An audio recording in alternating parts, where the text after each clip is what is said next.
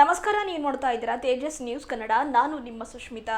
ಸಕಾಲ ಮರಾಠ ಸಮಾಜ ಆಶ್ರಯದಲ್ಲಿ ರಾಜ್ಯದಲ್ಲಿ ಮರಾಠ ಜನಾಂಗವನ್ನು ಸಶಕ್ತಗೊಳಿಸುವ ದಿಸೆಯಲ್ಲಿ ಪಣ ತೊಟ್ಟಿರುವ ಮರಾಠ ಸಮಾಜದ ಕ್ರಾಂತಿ ಸೂರ್ಯ ಅಂತಲೇ ಖ್ಯಾತಿಯಾದ ಮನೋಜ್ ದಾದಾ ಜರಂಗೆ ಪಾಟೀಲ್ ಅವರ ಉಪಸ್ಥಿತಿಯಲ್ಲಿ ಮರಾಠ ಸಮುದಾಯದ ಬೃಹತ್ ಜಾಗೃತಿ ಸಮಾವೇಶ ಬಾಲ್ಕಿಯ ಪ್ರಯಾಗ ಕಲ್ಯಾಣ ಮಂಟಪ ಹತ್ತಿರ ಹಮ್ಮಿಕೊಳ್ಳಲಾಯಿತು.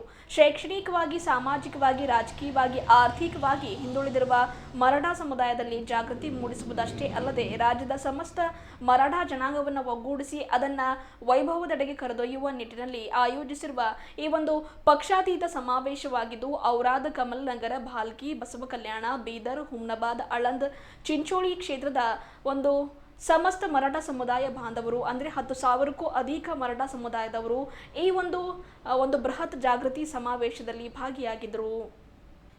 ಕಾರ್ಯಕ್ರಮ ಉದ್ದೇಶಿಸಿ ಮನೋಜ್ ದಾದಾ ಅವರು ಮಾತನಾಡಿ, ಕರ್ನಾಟಕದಲ್ಲಿಯೂ ಕೂಡ ಮರಾಠ ಸಮುದಾಯದವರು ತಮ್ಮ ಮಕ್ಕಳಿಗಾಗಿ, ವಿದ್ಯಾರ್ಥಿಗಳಿಗಾಗಿ, ಒಂದು ಮೀಸಲಾತಿಗಾಗಿ ನ್ಯಾಯ ದೊರಕಿಸಿಕೊಡಲು ಎಲ್ಲರೂ ಇವತ್ತು ಒಂದೆಡೆ ಸೇರಿ ಸಮುದಾಯದ ಶಕ್ತಿ ಪ್ರದರ್ಶನ ಮಾಡಿದ್ದು ನಿಜಕ್ಕೂ ಒಳ್ಳೆಯ ಸಂಗತಿಯಾಗಿದೆ.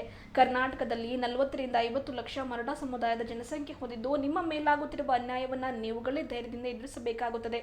ಜೊತೆಗೆ ಕರ್ನಾಟಕದ ಮರಾಠ ಸಮುದಾಯದವರ ಮೇಲಾಗುತ್ತಿರುವ ಅನ್ಯಾಯದ ವಿರುದ್ಧ ಹೋರಾಡಲು ನಾನು ಕೂಡ ಯಾವಾಗಲೂ ಬದ್ಧನಾಗಿದ್ದೇನೆ.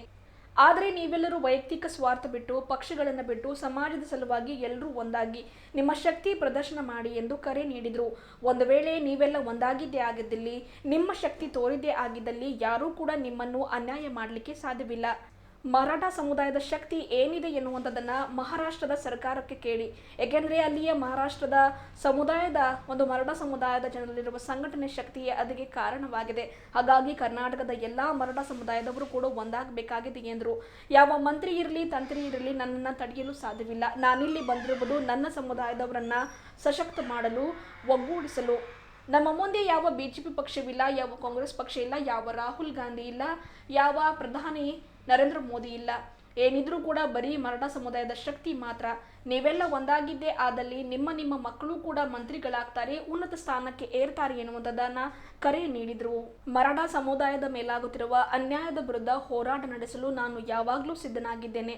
ರಾಜ್ಯದ ಎಲ್ಲ ಮರಾಠಿಗರು ಒಗ್ಗೂಡಿ ನಿಮ್ಮ ನ್ಯಾಯಯುತ ಹೋರಾಟಕ್ಕೆ ಧ್ವನಿಯಾಗ್ತೇನೆ. ಎಲ್ಲ ಮರಾಠಿಗರು ಸೇರಿ ರಾಜ್ಯದಲ್ಲಿ ಬೃಹತ್ ಸಮಾವೇಶ ಏರ್ಪಡಿಸಿ ನಮ್ಮ ಧ್ವನಿಯನ್ನು ಆಳುವ ಸರ್ಕಾರಕ್ಕೆ ಮುಟ್ಟಿಸೋಣ ಎಂದು ತಿಳಿಸಿದರು. ಕಾರ್ಯಕ್ರಮದಲ್ಲಿ ದಿವ್ಯ ಸಾನ್ನಿಧ್ಯ ವಹಿಸಿ ಮಂಜುನಾಥ ಸ್ವಾಮಿಯವರು ಮಾತನಾಡಿ, ವಿಶಾಲ ಐತಿಹಾಸಿಕ ಕಾರ್ಯಕ್ರಮ ಆಯೋಜನೆ ಮಾಡಿದ ಎಲ್ಲ ಆಯೋಜಕರಿಗೂ ಕೃತಜ್ಞತೆ ಸಲ್ಲಿಸಿದರು. ಸುವರ್ಣ ಅಕ್ಷರಗಳಲ್ಲಿ ಬರೆಯುವ ಕಾರ್ಯಕ್ರಮ ಇವತ್ತಿನ ಕಾರ್ಯಕ್ರಮವಾಗಿದೆ. ನನ್ನ ಪ್ರವಚನಗಳು ಬರೀ ಕ್ಷತ್ರಿಯ ಮಹಾರಾಜ್ ಅವರ ಬಗ್ಗೆಯೇ ಇರುತ್ತವೆ. ನನ್ನ ಉಸಿರು ಇರುವವರೆಗೂ ಮರಾಠ ಸಮುದಾಯದ ಕ್ಷತ್ರಿಯ ಛತ್ರಪತಿ ಶಿವಾಜಿ ಮಹಾರಾಜ್ ಅವರ ಬಗ್ಗೆ ಸಂದೇಶ ಸಾರ್ತೇನೆ. ತ್ಯಾಗ ಸ್ವರೂಪಿ ಶಿವಾಜಿ ಮಹಾರಾಜರು ತ್ಯಾಗದ ಕ್ರಾಂತಿಯ ಸಂದೇಶವನ್ನು ಸಾರಿದ್ದಾರೆ. ಅವರ ಇಡೀ ಜೀವನ ತ್ಯಾಗ ಹಾಗೂ ಕ್ರಾಂತಿ, ಧರ್ಮ, ಸಮಾನತೆ ಪರ ಧ್ವನಿ ಎಂತುವುದಾಗಿದೆ. ಅವರ ಇಡೀ ಜೀವನ ಸಾರಾಂಶದ ಬಗ್ಗೆ ಎಷ್ಟು ಹೇಳಿದರೂ ಕೂಡ ಕಮ್ಮಿ. ಜೀವನದ 2 ಸೂತ್ರಗಳನ್ನು ಅವರು ಅನುಸರಿಸಿದರು. ಒಂದು ಹೇಳುವುದು, ಇನ್ನೊಂದು ಹೇಳಿದಂಗೆ ನಡೆಸಿಕೊಳ್ಳುವುದು. ಛತ್ರಪತಿ ಶಿವಾಜಿ ಮಹಾರಾಜರು ನುಡಿದಂತೆ ನಡೆಯುವ ಏಕೈಕ ಮಹಾರಾಜರಾಗಿದ್ದರು. ಇವತ್ತು ನಾವೆಲ್ಲರೂ ಬದಲಾವಣೆಗೆ ಸೇರಿದ್ದೇವೆ. ಬದಲಾವಣೆ ಒಳ್ಳೆಯದು. ಎಲ್ಲರೂ ಒಗ್ಗೂಡಬೇಕಾಗಿದೆ, ಬದಲಾವಣೆ, ಕ್ರಾಂತಿ ಮಾಡಬೇಕಾಗಿದೆ ಎಂದು ದಿವ್ಯ ಸಾನ್ನಿಧ್ಯ ವಹಿಸಿರುವ ಮಂಜುನಾಥ ಸ್ವಾಮಿಯವರು ಮಾತನಾಡಿ ತಿಳಿಸಿದರು. ಕಾರ್ಯಕ್ರಮ ಉದ್ದೇಶಿಸಿ ದಿನಕರ್ ಮೋರೆ ಅವರು ಮಾತನಾಡಿ, ನಮ್ಮ ಸಮುದಾಯದ ಮೇಲೆ ಅನ್ಯಾಯವಾಗ್ತಾ ಇದೆ. ಸಮುದಾಯವನ್ನ ಕಡೆಗಣಿಸ್ತಾ ಇದ್ದಾರೆ. ಶೈಕ್ಷಣಿಕವಾಗಿ, ಆರ್ಥಿಕವಾಗಿ, ಸಾಮಾಜಿಕವಾಗಿ ನಾವೆಲ್ಲ ಪ್ರಬಲವಾಗಲು ಮಾರ್ಗದರ್ಶಕರಾದ ಸಮಾಜದ ಕ್ರಾಂತಿ ಸೂರ್ಯ ಹೋರಾಟಗಾರರಾದ ಮನೋಜ್ ದಾದಾ ಅವರ ಉಪಸ್ಥಿತಿಯಲ್ಲಿ ಇವತ್ತು ಬೃಹತ್ ಜಾಗೃತಿ ಸಮಾವೇಶ ಆಯೋಜನೆ ಮಾಡಲಾಗಿದೆ. ರಾಜ್ಯದಲ್ಲಿ ಮೀಸಲಾತಿಗಾಗಿ ಸೇರಿದಂತೆ ಸಮಾಜದ ಹಲವು ಬೇಡಿಕೆಗಳಿಗಾಗಿ ನಾವೆಲ್ಲ ಕ್ರಾಂತಿ ಮಾಡಬೇಕಾಗಿದೆ, ಹೋರಾಟ ಮಾಡಬೇಕಾಗಿದೆ. ಇದು ಬೀದರ ಕ್ರಾಂತಿ ಭೂಮಿಯಿಂದಲೇ ಆರಂಭವಾಗಲಿ ಎಂದರು. ಪದ್ಮಾಕರ್ ಪಾಟೀಲ್ ಅವರು ಮಾತನಾಡಿ, ಮನೋಜ್ ಅವರು ಇಲ್ಲಿ ಬರಬಾರದೆಂತಲೇ, ಕಾರ್ಯಕ್ರಮ ನಡೆಯಬಾರದೆಂತಲೇ ಬಹಳಷ್ಟು ಷಡ್ಯಂತ್ರಗಳನ್ನು, ಅಡೆತಡೆಗಳನ್ನು ಉಂಟು ಮಾಡಿದರು. ಆದರೆ ಆ ಒಂದು ಎಲ್ಲ ಷಡ್ಯಂತ್ರಗಳನ್ನು ಎದುರಿಸಿ ಇವತ್ತು ಕಾರ್ಯಕ್ರಮ ಮಾಡಲಾಗ್ತಾ ಇದೆ. ನಮ್ಮ ಬೇಡಿಕೆ ಯಾವುದೇ ಪಕ್ಷದವರನ್ನ ಬಲಪಡಿಸುವುದು ಅಥವಾ ದುರ್ಬಲ ಮಾಡುವುದು ಅಲ್ಲ. ಬದಲಾಗಿ ನಮ್ಮ ಹೋರಾಟವಿರುವುದು ಮೀಸಲಾತಿಗಾಗಿ, ನಮ್ಮ ವಿದ್ಯಾವಂತ ವಿದ್ಯಾರ್ಥಿಗಳ ಮೀಸಲಾತಿಗಾಗಿ, ನಮ್ಮ ಸಮುದಾಯದ ಪ್ರತಿನಿಧಿಸುವ ನಮ್ಮ ಪರ ಧ್ವನಿ ಎತ್ತಲು ನಮ್ಮ ಸಮುದಾಯದ ಯಾವೊಬ್ಬ ಪ್ರತಿನಿಧಿಗಳು ಇಲ್ಲ. ಆದರೆ ನಮ್ಮ ಪರ ಹೋರಾಟ ಮಾಡುವ, ನಮ್ಮ ಪರ ಧ್ವನಿ ಎತ್ತುವ ಒಬ್ಬರೇ ಒಬ್ಬ ನಾಯಕರು ನಮ್ಮ ಸಮುದಾಯದ ಕ್ರಾಂತಿ ಸೂರ್ಯ ಮನೋಜ್ ದಾದಾ ಅವರು ಆಗಿದ್ದಾರೆ. ಹಾಗಾಗಿ ಮನೋಜ್ ದಾದಾ ಅವರ ಮಾರ್ಗದರ್ಶನದಲ್ಲಿ ನಾವೆಲ್ಲರೂ ನಡೆಯಬೇಕಾಗಿದೆ. ಬರುವ ಏಪ್ರಿಲ್ 12ರಂದು ಮರಾಠ ಭವನದಲ್ಲಿ ಮರಾಠ ಸಮುದಾಯದ ಸಭೆ ಕರೆಯಲಾಗಿದೆ. ಇವತ್ತು ನಡೆಯುವ ಸಮಾವೇಶದಲ್ಲಿ ಯಾವುದೇ ರಾಜನೀತಿ ಇರುವುದಿಲ್ಲ. ಆದರೆ ದಿನಾಂಕ 12ರಂದು ನಡೆಯಲಿರುವ ಸಭೆಯಲ್ಲಿ ರಾಜನೀತಿ ಆರಂಭ ಮಾಡಲಾಗುತ್ತದೆ ಎಂದರು. ಸಭೆಯಲ್ಲಿ ಮರಾಠ ಸಮಾಜದ ಜನರನ್ನು ಸೇರಿಸಿ ಮುಂದಿನ ರಾಜಕೀಯ ನಿರ್ಧಾರಗಳನ್ನು ಕೈಗೊಳ್ಳಲಾಗುತ್ತದೆ. ಮರಾಠ ಸಮಾಜ ಶಿಕ್ಷಣ, ಕೃಷಿ, ಸಾಮಾಜಿಕ, ರಾಜಕೀಯ, ಆರ್ಥಿಕ ಕ್ಷೇತ್ರಗಳಲ್ಲಿ ತೀರಾ ಹಿಂದುಳಿದಿದೆ. ನಮ್ಮ ಸಮುದಾಯವನ್ನು ಎಲ್ಲರೂ ರಾಜಕೀಯವಾಗಿ ಬಲಪಡಿಸಿಕೊಳ್ಳಬೇಕಾಗುತ್ತದೆ. ಆದರೆ ಮೀಸಲಾತಿ ಸೇರಿ ನ್ಯಾಯಯುತ ವಿವಿಧ ಬೇಡಿಕೆ ಈಡೇರುತ್ತಿಲ್ಲ. ಹೀಗಾಗಿ ಮರಾಠ ಸಮುದಾಯದ ಎಲ್ಲ ಜನರು ಒಂದಾಗಿ ಶಕ್ತಿ ಪ್ರದರ್ಶನ ಮಾಡಬೇಕಾಗಿದೆ ಎಂದು ತಿಳಿಸಿದರು. ಕಾರ್ಯಕ್ರಮದಲ್ಲಿ ಮರಾಠ ಸಮಾಜದ ಪ್ರಮುಖರಾದ ಜನಾರ್ದನ್ ಬಿರಾದರ್, ನಂದಕುಮಾರ್ ಸಾಳಂಕೆ, ಅಶೋಕ್ ರಾವ್ ಸೋನಾಜಿ ಸೇರಿದಂತೆ ಹಲವರು ಇದ್ದರು. ಡಾಕ್ಟರ್ ದಿನಕರ್ ಮೋರೆ ಸ್ವಾಗತಿಸಿದರೆ तुकाराम मोरे पटेल ಅವರು ನಿರೂಪಣೆ ಮಾಡಿದರು. महाराष्ट्रातला मराठा समाज एक होईल हे कधीच कोणाला वाटत नव्हतं, पण माझ्या महाराष्ट्रातल्या 6 करोड मराठ्यांनी दाखवून दिलं आम्ही सुद्धा एकत्र येऊ शकतो आणि आरक्षण मिळू शकतो. तुम्ही नाही दिलं तर छाताडावर बसून घेऊ शकतो. या कर्नाटक राज्यामध्ये सुद्धा 40 ते 50 लाख मराठा. तुमच्या लेकरालाही तुम्हाला न्याय द्यायचा असेल तर एकत्र यावं लागेल. महाराष्ट्र तुमच्या पाठीशी खंबीरपणाने उभा आहे, काळजी करू नका. आम्ही तुम्हाला कधी उघडं पडू देणार नाही. तुमच्यावर होणारा अन्याय तो आमचा अन्याय आम्ही समजू, आणि एकदा जर मी शब्द दिला तर मी मागे फिरत नाही.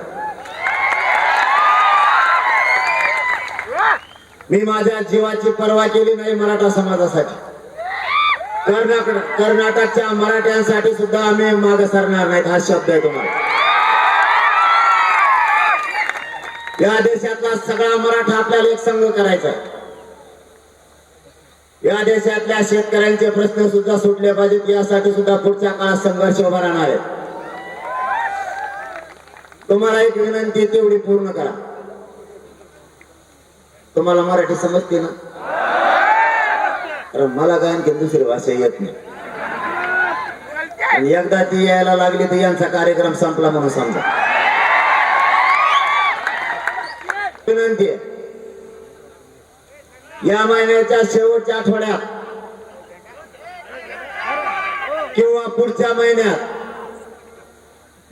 जसा आम्ही मराठ्यांचा महाराष्ट्रात कार्यक्रम घेतला होता, कर्नाटक राज्यातल्या सगळ्या 5 तुमचे किती 50 लाख मराठ्यांचा, सगळ्यांनी मिळून पक्ष विसरून जा आणि जातीसाठी एकत्र एक सगळ्यात मोठा कर्नाटकचा 50 लाख मराठ्यांचा कार्यक्रम आयोजित करा. महाराष्ट्रातले लाखो लोक सुद्धा येऊन त्यात सहभागी होतील. देशातले सगळे लोक कर्नाटक राज्यात आपण बोलू. तुम्ही पुकार द्या, तुमचे 50 लाख लोक एकत्र येण्यासाठी. न्याय तुमच्या दारात असेल, तुमच्यावर कधीच अन्याय होणार नाही. फक्त एकत्र या. देशातला सगळा मराठा समाज तुमच्या पाठीशी उभा राहील, ही खात्रीने मी तुम्हाला या ठिकाणी सांगतो.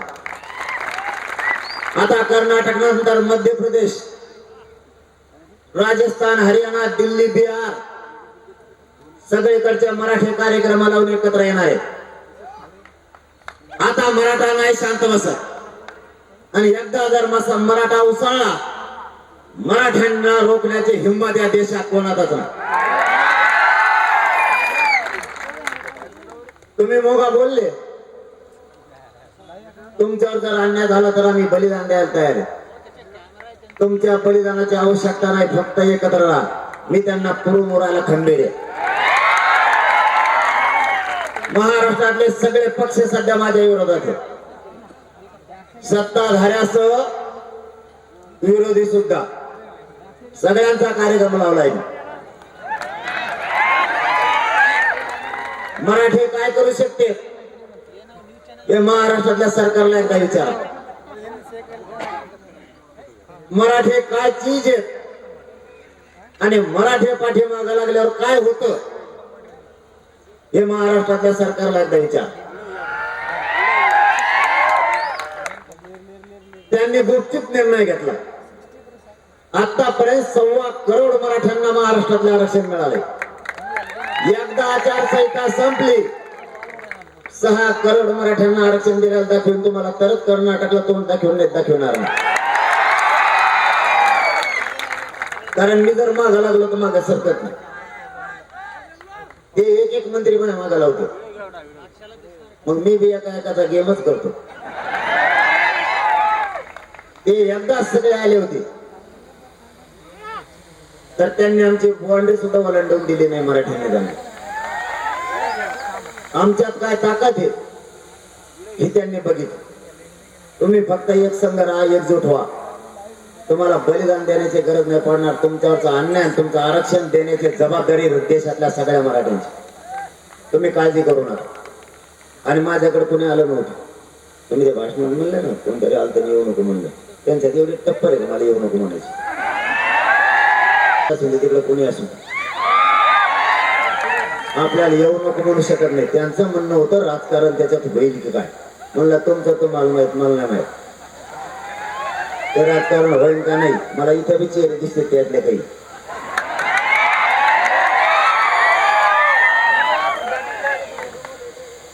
आपण राजकारण होईल का नाही मला नाही माहित. मी फक्त मराठ्यांसाठी यायला लागलो आणि मी येणार आहे.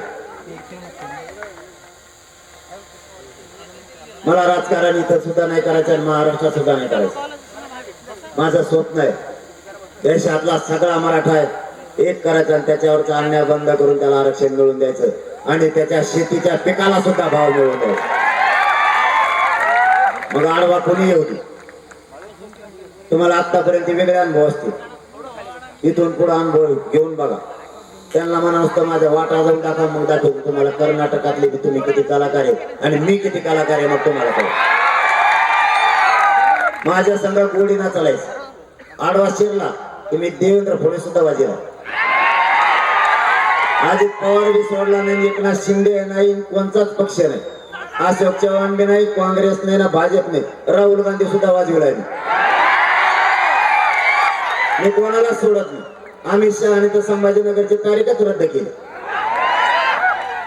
आपल्या भाषे माफच नाही. आपल्या वाटाला जायचं नाही. तुम्ही कुठेही या, आमचं बंधन नाही. आणि वाटा जर गेला बॉन्डीच ओलांडून देत नाही. आता सगळ्या देशातला मराठा एक होणार आहे. तुमच्या आरक्षणाचा विषय मार्गी काढण्यासाठी 100% सगळेजण ताकद लावू. तुमच्या लेकराला आरक्षण मिळून काळजी करू नका. आम्ही दंड थोपटून तुमच्या पाठीशी उभा आहे, काळजी करू नका.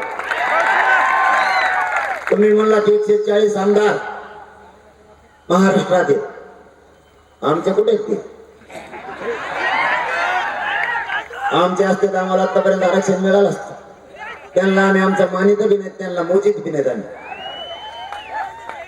आता बघा तुम्ही, आता होणाऱ्या निवडणुकीत सगळे मराठ्यांचेच पोर आमदार आणि मंत्री झाले दिसतील तुम्हाला. आणि ते पण सगळे पोरच आणि सगळे म्हातारे माणसं, सगळे धोत्रावलेच जाणार आहेत तिकडे. आता ते आज जाऊन कस सहाय्य करणार सगळ्याचे आरवर. यांचे हाता मोडले झाले ते सहाय्य नाही करत. आताचे आहेत ते. यांनी जर 6 जून पर्यंत आरक्षण नाही दिलं, 8 जूनला महाराष्ट्रातला 6 करोड मराठा 900 एकर मध्ये नारायणगड या ठिकाणी एकत्र येतो. तिथून बघा महाराष्ट्राची दिशा कशी बदलते. मुद्दाम कर्नाटक राज्यात सांगतो ते ऐकून ऐकून बधीर झाले. त्यांना माहिती आहे एकदा बोललं की होऊ शकतं. मी जर एकदा म्हणलो मुंबईत घुसल तर देशात कोणीच घुसला नाही. आपण पठ्ठ्या घुसलो मराठे सगळे घेऊन. त्यांनी अर्ध्यातच अडविलं आणि मराठा ओबीसी आरक्षणात यावं म्हणून अध्यादेश काढला. 2012च्या कायद्यात दुरुस्ती करून ज्या मराठ्यांच्या नोंदी नाहीत त्यांना सगळ्या स्वराच्या माध्यमातून नोंदी आणि आरक्षण दिलं जाईल. आता त्याची सध्या अधिसूचना काढल्यामुळं म्हणणं लोकांचं ते घेत आहे. 6 लाख हरकती आल्यात असं त्यांचं म्हणणं आहे. 4 लाख तपासल्यात हेही त्यांचंच म्हणणं आहे. म्हणलं राहिले लवकर तपासा, नसता आचारसंहिता आहे तोवरच तुम्हाला सुख आहे. एकदा आचारसंहिता संपली की मी तुमच्या मागे लागलोच म्हणून समजा. ते त्या तयारीला लागले. त्यांना हा वाद अंगावर घ्यायचा नव्हता. आचारसंहिता लागायच्या अगोदर कॅबिनेट बैठक घेऊन मराठ्यांना आरक्षण द्यायचं होतं, परंतु कोणीतरी आडवा पडला. त्यांनी कॅबिनेट घेतली सुद्धा, परंतु कोणीतरी आडवा पडला. नाही त्याच्यात दम नाही एवढा. त्याचं नाव तेव्हा माया पुढे टिकत सुद्धा नाही. मी तुम्हाला एक उदाहरण म्हणून सांगतो. मी आता सहज गेलो होतो नाशिकला पाठीमागच्या महिन्यात. माझा एक मित्र आहे, तो आजारी होता म्हणून मी गेलो होतो. सगळा हवे बंद केला. मला काय माहित त्याच्या घराच्या घरी तेवढा फिरून. माझा मित्र त्याच्याच भीतीला भीत लावून राहतो आणि मला निघता नाही माहितच नव्हतं. माझ्याकडे फक्त एकच रात्र शिल्लक होती. दुसऱ्या दिवशी माझ्या लगातार सभा होत्या. म्हणलं मित्र आहे, खूप आजारी आहे, त्याचा पाय तोडायचा सांगितला डॉक्टरनं, इतका आजारी, आपण रात्रीतून भेट देऊन येऊ. माझी एकच गाडी काढली, म्हणले कोणालाच माहित नाही झाला पाहिजे. आणि नुसती अंतरवाडी सोडली मुंबई पर्यंत माहिती झाला. मुख्यमंत्र्यांनी गृहमंत्र्यांनी सगळा नाशिक शहरात बंदोबस्त लावला. ते म्हणले त्याच्या घरी काय चालला. म्हणलं त्याच्या घरी, त्याचं घर तिथे मला नाही माहित. त्याला मला जायला अमेरिकेला राहायला, मला जाऊन येऊ. नुसते एक चक्कर मारली मुंबई पासून सगळी यंत्रणा जागी होती. आपल्या नादीला लागणं त्याला एवढं सोपं नाही. आताही वळवळ चालू झाली त्याची. एकच दिवस बोलतो, परत 15 दिवस ते बोलत नाही. कारण आम्ही त्याला खंबीर. त्याची काळजी तुम्ही नका करू. तुमच्या इकडचीच काळजी आम्हाला. आता तुम्ही थोडे असल्यामुळे, पण तुम्ही तुम्हाला एकटे समजू नका. आज शब्द आहे आमचा तुम्हाला. महाराष्ट्रातला आणि देशातला सगळा मराठा तुमच्या पाठीशी. कोणात हिंमत असेल तर इथून पुढे तुम्ही मराठ्यांना त्रास देऊन दाखवा म्हणा, मग दाखवतो तुम्हाला. कोणाच्या वाटा नाही जायचं, पण त्यांना वाटा जाऊ द्या. एकदा बघा म्हणा महाराष्ट्रातली आपली ताकद काय आहे. देशात या देशातल्या प्रत्येक राज्यातल्या मराठ्यावर अन्याय होऊ द्यायचा नाही. एकजुटीनं राहा. मी तुम्हाला एकच संदेश द्यायला आलो, एकजुटीनं राहा. विनाकारण आपलेच टंगड्या मोडायचं आपण काम करू नका. आपल्या आपल्यात वाद निर्माण होऊ देऊ नका. एखाद्या वेळेस तुम्हाला देतील, तुम्ही मोठे व्हाल, पण एवढी मोठी 50 लाख असणारी जात मरता कामा नाही. तिला विकू नका. जातीचा मुर्दा पडू देऊ नका. जातीत एवढी ताकद आहे की सरकारला सुधरत सुद्धा नाही काय करावं. महाराष्ट्रातल्या जातीत प्रचंड ताकद आहे. तुमच्या नेत्याच्या आनंदासाठी जातीला वेठीस धरू नका. जात संपू देऊ नका. तुमचे जात संपले तर तुमचे लेकर संपतील, आणि लेकर संपले तर तुमचा कायमचा आयुष्यातून तुम्ही उद्ध्वस्त व्हाल. म्हणून कानाकोपऱ्यातले सगळे मराठी एक राहा. आम्ही महाराष्ट्रातले न होणारे मराठी एकत्र केले. 25 वर्ष न बोलणारे मराठी मी एकत्र बसवले. या राजकारणासाठी त्यांच्यात वाद झाले होते. 2 पिढ्या ते एकमेकाला बोलत नव्हते. एकत्र बसवले. महाराष्ट्रातला पोलीस स्टेशनच्या नोंदी एकदा घेऊन बघा. या 7 महिन्यात मराठ्यांच्या केसेस सुद्धा पोलीस स्टेशनच्या कमी झाल्या. मराठी वादच करायला तयार नाहीत. साधे लग्न सुद्धा 1700 पेक्षा जास्त झाले. आता एकमेकाचे बांध सुद्धा शेताचे मराठी फोडत नाहीये. इतके मराठी एक झाले. राजकारणापायी आपले लेकर संपता कामा नाहीत. आपली जर जात संपली तर तुम्हाला किंमतच राहणार नाही. तुम्हाला वाटत असेल माझ्या अंगात शक्ती आहे, माझा कोणी काय करू शकत नाही, पण जातीचं पाठबळ जर पाठीशी न राहिलं तर तुम्हाला कोणीच गिनिणार नाही, मोजिणार सुद्धा नाही. जात मरू देऊ नका. जातीला संपू देऊ नका. एकत्र राहा. आणि तुमच्या 50 लाख मराठ्यांची एक विराट सभा कर्नाटकाची होऊन जाऊ द्या. तन मन धनानं सगळ्यांनी ताकदीनं त्यात उतरा. तुमची जर शक्ती दिसली, तुमचे सहज आमदार 10 आमदार होऊन जाते आणि 4-5 खासदार सुद्धा घेऊन टाकतील. तुमची विधानसभेत ताकद निर्माण होईल. त्या माध्यमातून तुम्हाला तुमच्या जातीचे प्रश्न सोडवता येतील. तुम्ही एकटे लढायला जाल तर तुम्हाला काढून टाकतील. खच्चीकरण समाजाचं होऊ देऊ नका. ताकदीने एकत्र राहा. आम्ही सुद्धा आता पाडायच्या भूमिकेत आहे.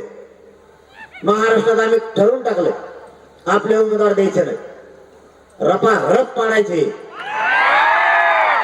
पाडण्यात लय ताकद आहे. पाडण्यात सुद्धा मोठा विजय. तुम्हाला यावेळेस ऐकायला येईल आता, कधीच न पडल्याला सुद्धा त्याचं मतदानच मोजेल नाही, इतक्या कमी मताने तो पाळलाय. यावेळेस मराठे गप शांततेत बघते कोण काय करतोय. पंचपक्षाचा सभेला येत नाही, प्रचाराला कोण येणार आहे, दारात आला की चप्पल काढीत मराठीच लोक. उलटा कार्यक्रम झालाय. जोपर्यंत मी उमेदवार डिक्लेअर करत नाही तोपर्यंत एकाही पक्षानं महाराष्ट्रात उमेदवार डिक्लेअर केला नव्हता. एकानं सुद्धा. मी बी इले कलाकार आहे. 8 दिवस फॉर्म भरायची तारीख होती. मी 4 दिवस मिळत नाही लागून दिला, भरायचे का नाहीत म्हणून. त्यांचे 4 दिवस वायाला गेले. कागद त्यांना सापडले नाही. 4 दिवसांनी मी म्हणलं आम्हाला नाही भरायचे. परेशान होऊन गेले. ते म्हणजे पहिला होता तेवढी दुसऱ्या पक्षात गेला. याला द्यायचं होतं, हे हुकलं. एक गाभड पोरगा आपल्याला काही कळून बी द्याय नाही. भरायचं म्हणतात, या काहीच नाही म्हणतोय. म्हणजे आम्ही जो देणार होतो त्याच्यात तोडीस तोड ते देणार होतो. आम्ही दिलाच नाही, त्याचा तोडीस तोड गेला दुसऱ्या पक्षात. आता फॉर्म भरायला चालू केलं तर मराठी मी रिकामी ठेवले. फॉर्म भरायला चालू केले, उमेदवार पण त्यांनी दिले, पण त्यांच्या डोक्याला सगळ्यात मोठा ताप करून ठेवला. मराठ्यांचा पहिल्यांदा 1 गठ्ठा मतदान नव्हतं. किती वाजले? 8:30. कस काय 8:30 ला आलोच मी इथं.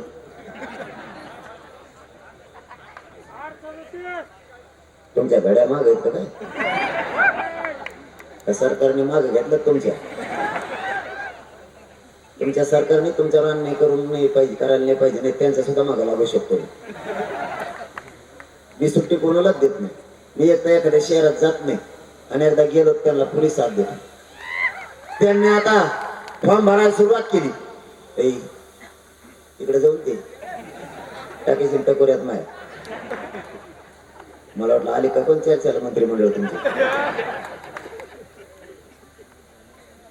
त्यांनी पण पूर्वी मराठा 1 गठ्ठा मतदान नव्हतं. यावेळेस एका ताकदीनं गाव खेड्यातले करोडो मराठे, लाखांना नाही करोडोना मराठे एका बाजू झाले.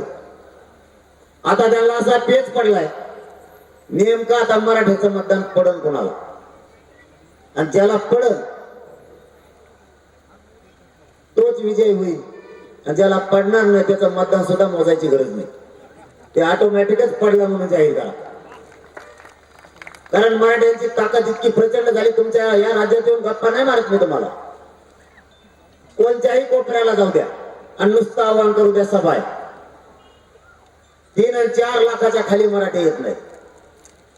आता आम्ही तुमच्या भालकीकडे येताना साध्या बैठका ठेवलेल्या, विचारून घ्या कोणाला पण, तरी पण सगळे मंगल कार्यालय हाऊसफुल होते. 2च दिवसात ठेवलेल्या बैठका आहेत. जाता जाता भालकीला आपण बैठका घेत जाऊ.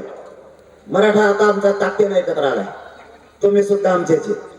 तुम्ही लोकांचे नाही, तुमचं आणि आमचं रक्त एकच आहे. एकजूट राहायचंय. आता सरकार कोंडीत हे सध्या आमचं,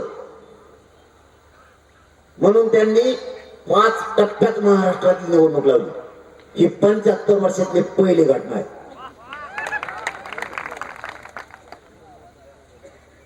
राजस्थान मध्ये मध्य प्रदेश मध्ये 88 उमेदवार आहेत एका टप्प्यात निवडणुकीत, आणि महाराष्ट्रात 48. तरी 5 टप्प्यात घेतली. कारण 5 टप्प्यात त्यांना मोदी साहेबाला आणायचं. बघा मराठ्याची धास्ती. कुणी आला, राहुल गांधी येऊ दे, नाही तर मोदी साहेब येऊ दे, कोणाला येऊ दे, या बारीनं महाराष्ट्रात जो मराठ्यांच्या आरक्षणाच्या बाजूला राहील तेच निवडून येणार, नाही तर सगळे पडणार आहे. मग तो कोणत्या पक्षाचा असू द्या, आरक्षणाच्या मराठ्यांच्या बाजूला राहिलेला तोच येणार आहे, बाकी नाहीये. तुमच्यासाठी आमच्याकडून एक महत्वाचा संदेश. एकजुटीत खूप ताकद आहे. एकजूट व्हायचं शिका. तुम्हाला राजकारण करायचं तर करा, अवश्य करा, परंतु जात विकून नाही. जात एकत्र ठेवा आणि तुम्हाला जे राजकारण करायचं ते करा. एकजुटीत काय ताकद आहे. मराठ्यांना 75 वर्षात महाराष्ट्रातलं आरक्षण मिळत नव्हतं. ते आरक्षण ओबीसीतून मराठ्यांना मिळालं आणि मिळू पण देत नव्हते. आम्ही असं लावून धरलं, आरक्षण देण्यास सरकारला भाग पाडले. तसं जर पाहिलं तर देशातला हा पहिला लढा आहे मराठ्यांचा, 100% यशस्वी झालाय. देशातलं मला एकही आंदोलन दाखवा 100% यशस्वी झालेलं. 20% होईल, 30% होईल, 50% होईल, 100% देशात एकही आंदोलन नाही ते यशस्वी झालंय. हे आंदोलन 100% यशस्वी झालंय. कसं झालंय ते पण तुम्हाला सांगतो. 57 लाख मराठ्यांच्या ओबीसी आरक्षणातल्या नोंदी सापडल्या. त्याच्या परिवाराला दिलं गेलं. एकूण आकडा 1.25 करोड मराठ्यांना आरक्षण मिळालं. काही मराठ्यांना पूर्वीच होतं, विदर्भातल्या आणि खानदेशातल्या मराठ्यांना. कोकणातल्या सुद्धा पठार भागातला असणारा मराठा, त्यांना आरक्षण होतं. पश्चिम महाराष्ट्रातल्या मराठ्यांना 45% आरक्षण होतं, ते 55% राहिले होते. यावेळेस सगळे मराठी त्यात निघाले आणि ज्यांच्या नोंदी सापडल्या नाहीत त्यांच्यासाठी सरकारनं 10% आरक्षण दिलं. म्हणजे 100% आंदोलन यावेळेस यशस्वी झालेलं आहे. पण ते 10% आरक्षण आम्ही स्वीकारलेलं नाही. एक प्रकार बघितला तर 100% यशस्वी झालंय आणि दुसरीकडून नाही पण झालं. कारण 10% आरक्षण मराठ्यांना दिलं ते आंदोलनाच्या आणि मराठ्यांच्या एकजुटीच्या दबावामुळे दिलं. पण कायदा सांगतो जी जात मागास सिद्ध झाली ती ओबीसी आरक्षणात घ्यावं लागतं. सरकारनं नेमकी इथंच गडबड केली. मराठा मागास सिद्ध झाला, काहींच्या नोंदी ओबीसी आरक्षणात निघाल्या, पण 10% आरक्षण हे 27% आरक्षणात 50%च्या आत दिलं नाही, म्हणून ते आम्ही घेतलं नाही. आज त्याची सुनावणी होती. मान्य न्यायालयानं ती तारीख पुढे सुनावणी पुढे ढकलण्यास नकार दिला. न्यायालय हे मराठ्यांच्या बाजूने उभा राहिले. सत्याचा विजय झालाय. पण ते आरक्षण टिकलच का? कारण ते 50%च्या वर गेल्यामुळे आम्हाला त्याच्यावर शंका आहे. कारण या पोलीस भरतीत मराठ्यांना त्याचा उपयोग करून घेता येत नाही. मग जर पुन्हा ते 1 वर्षानं टिकलं नाही तर आमच्या मराठ्यांच्या लेकराचं वाटलं होईल, म्हणून आम्ही ते घेत नाहीये. ते 50%च्या आत वेगळा प्रवर्ग करून जर दिलं तर मराठी ते घ्यायला तयार आहे. किंवा 70% आरक्षणाच्या आत घेतलं आणि आरक्षणाची जर मर्यादा वाढवली तरी आम्ही घ्यायला तयार आहे. कारण इंदिरा साहानीचं जजमेंट सांगतंय 50%च्या वर गेल्याच्या नंतर आरक्षण नाही टिकत.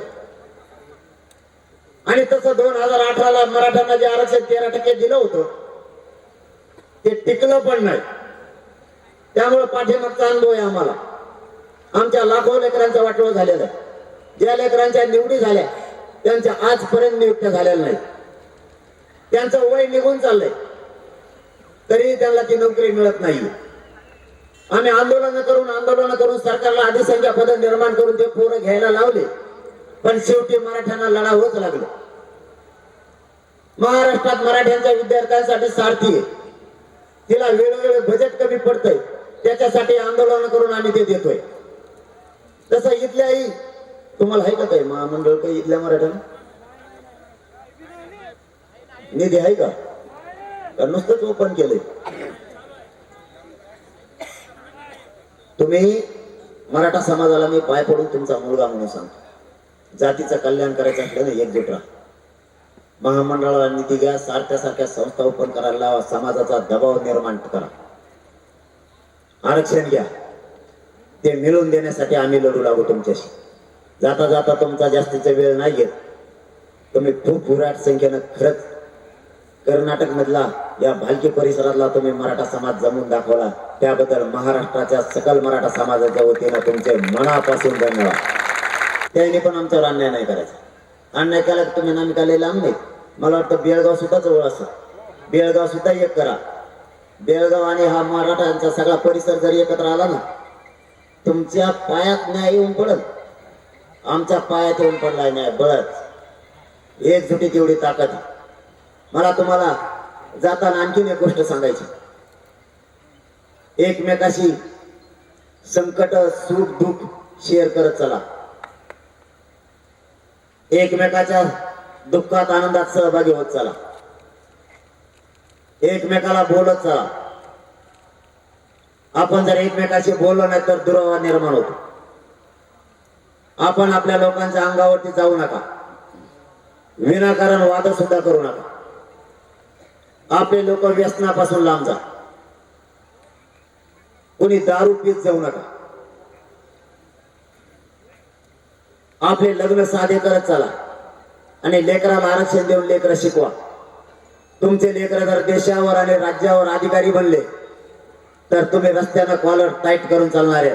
कोणापुढे तुम्हाला हात पसरायची गरज नाही पडणार, कोणत्या नेत्याची फित्याची तुम्हाला गरज नाही. आणि त्याच भूमिकेत जाता नसता 901 वर सभा घेणं एवढी सोपी गोष्ट नाहीये. आम्ही आंतरवालीला सहज हाक दिली होती मराठा समाजाला एकजूट व्हा म्हणून, तर 20 किलोमीटरवर मराठ्यांना उभा राहायला जागा नव्हती. 20 किलोमीटरवर 2 करोड मराठा रात्रीच येऊन बसला होता. आता 6 करोड मराठा एकत्र येणार. तो सोहळा बघायला कर्नाटकच्या मराठ्यांना सगळ्यांना आजच आमंत्रण देतो आम्ही. सगळ्या कर्नाटक मधल्या 50 लाख मराठ्यांना आणि माता माऊल्यांना आज महाराष्ट्रातल्या मराठा समाजाकडून आमंत्रण आहे. 8 जूनला बीड जिल्ह्यातल्या नारायणगडावर 6 करोड मराठ्यांचा एकजुटीचा सोहळा होतोय. या प्रतितलावर आणि या जगात आतापर्यंत असा सोहळा कधीच झाला नसेल आणि इथून पुढे कधीच होणार नाही. इतक्या ताकदीचा मराठ्यांची एकजुटीची सभा होणार आहे. त्या सभेला कर्नाटकल्या प्रत्येक मराठा माणसाने या. एक दिवस आपल्या जातीसाठी तुम्ही एक काम सोडा. आपल्या जातीतल्या लेकरासाठी सगळ्यांनी नोकरीपासून 1-2 दिवसासाठी लांब जा. 2 दिवस आपले लेकर देशातले आणि राज्यातले सुखी व्हावेत म्हणून एकत्र या. आपण त्या नारायणगडावरती या. 8 जूनला खूप मोठा कार्यक्रम तो होतो. 901 वरती साफसफाई सुरू आहे. बीड जिल्ह्यातला 11 लाख मराठा ताकदीनं कामाला लागला. एकही मराठा सध्या घरी नाही. कार्यक्रमाच्या तयारीत तिथं 400 ते 500 JCB 4-5 दिवसापासून सुरू आहे साफसफाईसाठी. कारण तो पूर्ण परिसर 1700 एकरचा, त्याच्यातले 900 एकर साफसफाईला सुरुवात केली. त्या गडाच्या पायथ्याला शेकडो गाव आहेत आणि त्या शेकडो गावाची 2 ते 3 हजार हेक्टर जमीन तिथल्या समाजानं पार्किंग साठी दिली. सगळ्यांना आपण आपले शेत साफ केलेत. सगळ्यांना आपण आपल्या शेतात गाड्या लावायची व्यवस्था केली.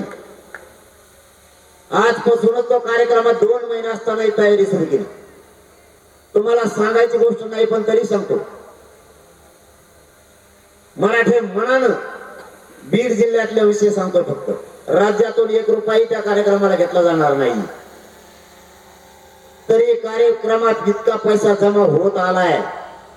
नुसती तारीख जाहीर केली तर मराठे तन मन धनानं सगळ्या ताकदीनं सध्या एकत्र आलेले. आमचा आंतरवालीचं सुद्धा तुम्हाला उदाहरण सांगतो. आम्ही 123 गावं गोदापट्ट्यातले एकत्र आलो होतो. आम्ही सांगितलं महाराष्ट्रातल्या मराठ्यांची सेवा करायची आपल्याला. महाराष्ट्रातून 1 रुपयाही कार्यक्रमाला नाही घ्यायचा. आपल्याच गोरगरिबांच्या घामाचे पैसे घ्यायचे, कष्टाचे पैसे घ्यायचे. आणि 123 गावं एकत्र आली कार्यक्रमाला. म्हणजे 2 कोटी मराठ्यांना लागणारा खर्च 123 गावातून उभा केला.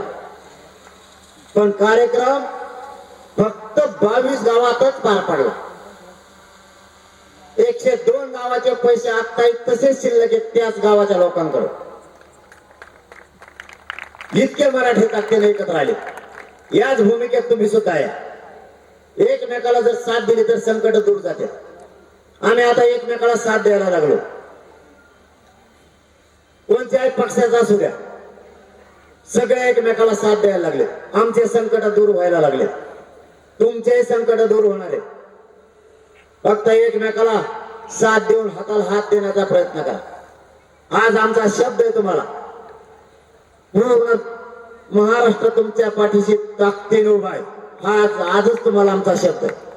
तुम्ही कसलीच काळजी करू नका, कोणाला अन्याय करू नका. आणि तुमच्यावर नुसतं कोणाला अन्याय करून दाखवा म्हणा, मग त्यांना सांगतो आमची ताकद काय. तुम्ही आता कर्नाटकचा एक कार्यक्रम लवकर लावा. काय लागत नाही कार्यक्रम घ्यायला. आम्ही सहज ठरवलं होतं महाराष्ट्रातला मराठा एक करायचा. सगळे ताकदीला कामाला लागले. तुम्ही सगळे सामाजिक राजकीय सगळे मराठी एकत्र या आणि आव्हान करून टाका. कर्नाटक राज्यातला सगळा मराठा समाजाने एकत्र यायचं. तुम्हाला सांगतो एकही मराठ्यांचा माणूस घरी राहणार नाही, एक सुद्धा. तुम्ही प्रयोग करून बघा. आम्ही केला, आम्ही यशस्वी झालो. आमच्याच लेकराला न्याय मिळाला, तसा तुमच्याही लेकराला न्याय मिळाला. माझी जाताना पुन्हा तुम्हाला एक विनंती, इथून पुढे देशातला मराठा आपल्याला एक करायचा आणि देशातला शेतकरी सुद्धा एक करायचा. शेतकऱ्यांचे सुद्धा प्रश्न मार्गी लागले पाहिजेत. यासाठी पुढचा संघर्ष आपला राहणार आहे. तुम्ही गावागावात कर्नाटक राज्यात शिरल्यापासून आमचं मन भरून कौतुक केलं. त्याबद्दल आम्ही तुमचे ऋण कधीच विसरणार नाही. आणि आपण इतका उशीर झाला आम्हाला यायला पण, आणि इतक्या वेळ आम्ही बोललो तरी आपण एकही जागेचा उठला नाही. म्हणजे महाराष्ट्राची प्रचिती तुम्ही पुन्हा आम्हाला कर्नाटक मध्ये दाखवून दिली. आम्ही कमी नाही येत म्हणून. हा ऐतिहासिक कार्यक्रम आहे. हा सुवर्ण अक्षरातील लिहून ठेवण्यासारखा कार्यक्रम आहे.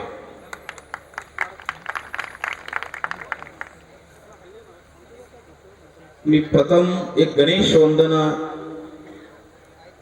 स्तुती आहे, ती संस्कृत मध्ये आहे, तिथून सुरुवात करतो. कारण हा विशाल कार्यक्रम पाहून अतिशय आनंद होत आहे, रोमांचन होत आहेत. मराठांविषयी, मराठा समाजाविषयी, मराठा इतिहासाविषयी, मराठा समर्पणेविषयी, मराठा त्यागाविषयी, मराठा समन्वयतेविषयी मी अनेक वर्षापासून म्हणण्यापेक्षा माझा प्रत्येक श्वास पण समस्त मराठा समाजातर्फेच आहे. माझी रोजची प्रवचन ऑलमोस्ट छत्रपती शिवाजी महाराजांच्या जीवनशैलीविषयीच असतात. इतकंच म्हणण्यापेक्षा आताच प्रबोधन करत होते महाराज, त्याग त्याग त्याग म्हणून जीवनातील त्याग हे असे एक चीज आहे. केवळ त्याग जरी आपल्या जीवनामध्ये असेल आपण बी सुखी होऊ शकतो, समस्त जगाला पण सुखाचं सूत्र देऊ शकतो. त्यागात शांती निरंतरम, त्यागात शांती निरंतरम हे वाक्य समस्त वेदांचं वाक्य आहे. सर्वोपनिषदो गावो दुग्ध गोपाल नंदन, सर्व वेदांचं सार उपनिषद आहे. समस्त उपनिषदांचं सार श्रीमद भगवत गीता आहे.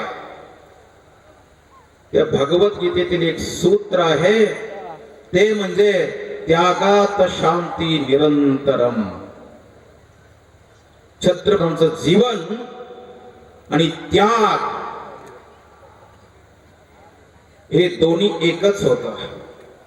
एकीकडे त्याग, एकीकडे छत्रपती शिवाजी महाराज, एकीकडे धर्म, एकीकडे छत्रपती शिवाजी महाराज, एकीकडे क्षमा, एकीकडे छत्रपती शिवाजी महाराज, एका बाजूला धैर्य, एका बाजूला छत्रपती शिवाजी महाराज, एका बाजूला भक्ती, एका बाजूला छत्रपती शिवाजी महाराज, एका बाजूला दान, एका बाजूला छत्रपती शिवाजी महाराज, एका बाजूला समन्वयता,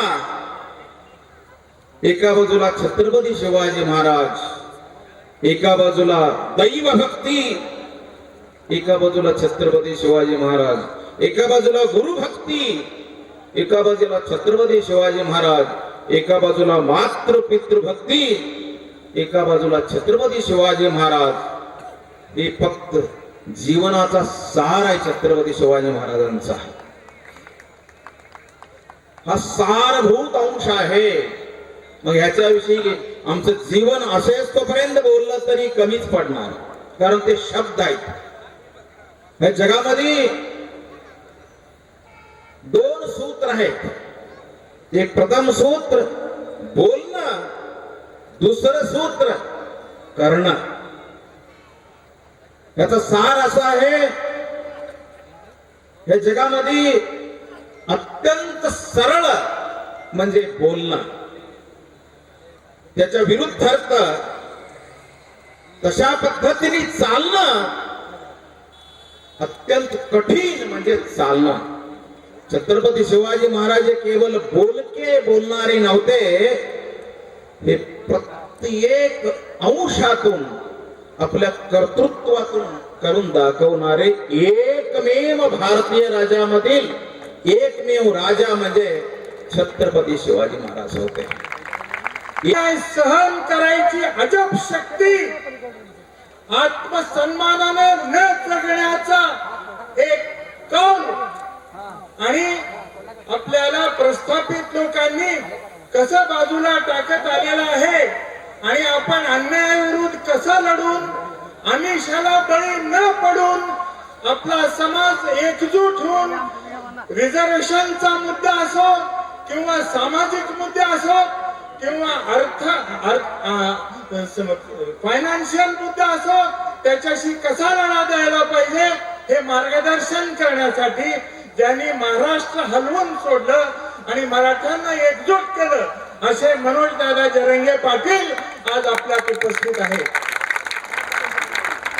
मी तुमच्या सगळ्याच्या वतीनं त्यांचं आपलं स्वामीजीचं स्वागत करतो आणि ही अपेक्षा करतो की त्यांच्या मार्गदर्शनानं आपल्यात एकता येईल, आपल्या डोळ्यात डोळे घालून जगायची प्रवृत्ती निर्माण होईल, अपमान सहन न करण्याची शक्ती येईल, आमिषाला बळी न पडता समाजाच्या मागे एकजूट होऊन लढाईची आपल्याला प्रेरणा मिळेल, हे मी समजतो. त्यांच्या भाषणाने तुम्हाला ही प्रेरणा सगळी मिळेल. इथे येण्यासाठी खूप काही ते सडकेवर काय म्हणतात त्याला आडवं लावतात ना, स्पीड ब्रेकर्स, बऱ्याच जणांनी बरेच स्पीड ब्रेकर्स लावले, तरी पण तुम्ही आलात. बरेच जण भिवून आले नाहीत, काही हरकत नाही. किती आले त्याला महत्व नाही, कारण एक मराठा, एक मराठा. मी विश्वास करतो की तुम्ही सगळे जरांगे दादाचं भाषण ऐकून तुम्ही प्रेरणा घेऊन जाताल, संघटित व्हाल आणि ह्या जिल्ह्यामध्ये क्रांती करून दाखवताल या अपेक्षेने. आणि तुम्हाला परत एकदा विनंती करतो की त्यांचं व्यवस्थित ऐकून घेऊन आज ऐकल्या ते काम आचरणात आणून आपला समाज संघटित करून आपण अगदी समाजानं मान उंच करून जगायची आपण इथे एक शपथ खाऊ, हे मला तुम्हाला सांगायचं आहे हात जोडून. अपेक्षा करतो की खूप वेळ झालेला आहे, तुम्ही सगळे दादांना ऐकण्यास उत्सुक आहात, तर मी माझे 2 शब्द संपवतो. जय हिंद, जय कर्नाटक. आपका बड़ा भाग्य है